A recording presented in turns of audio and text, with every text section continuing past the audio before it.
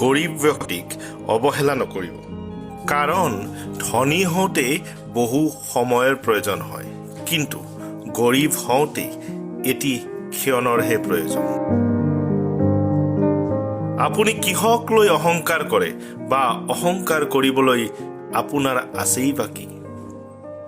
কাৰণ জীৱনৰ প্ৰথমখন বস্ত্ৰ আনৰ হাতেৰে পিন্ধিবলগীয়া হয় আৰু শেষৰখন বস্ত্ৰও আনৰ হাতেৰেই পিন্ধিবলগীয়া হয়। যি স্থানত আপোনাৰ গুৰুত্ব নাই সেই স্থানলৈ যোৱা বন্ধ কৰক, সেয়া কাৰো মনেই হওক বা কাৰোবাৰ ঘৰ।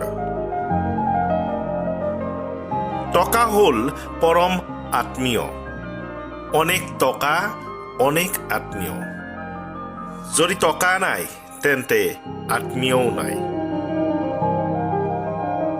কাৰোবাৰ প্ৰিয় হোৱাৰ বাবে নিজৰ জীৱনটো নষ্ট নকৰিব।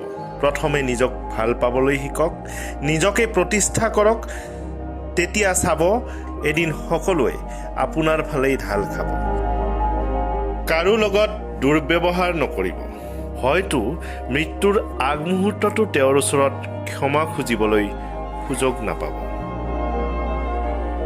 আপুনি কি ভাবে মানুহক উপকাৰ কৰিলেই মহান হৈ যাব?